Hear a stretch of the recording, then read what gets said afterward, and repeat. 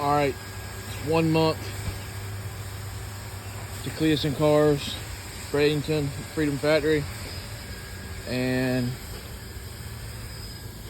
once again we're gonna be pushing our pushing our luck to make it. We got engine is at the engine builder right now, and hopefully we'll get it back by maybe the 15th or so, and we'll get her slapped back in here. Last time it wasn't a tuning issue. Finally got her tuned. Got tuned by Dr. Tune 'em all. Running real good, but the oil pump malfunction. Got the oil pressure relief valve got stuck wide open, so burnt some rod bearings up.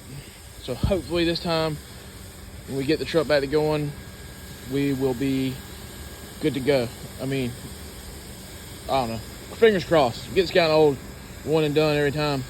So hopefully this time will be good. And then last weekend, we took the cat eye out.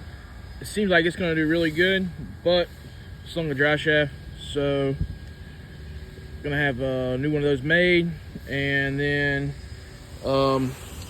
before we go to cleetus and cars, I'm gonna wrap this truck. It's gonna have a little new appearance, some different wheel setup, and then overall just a cleaner setup.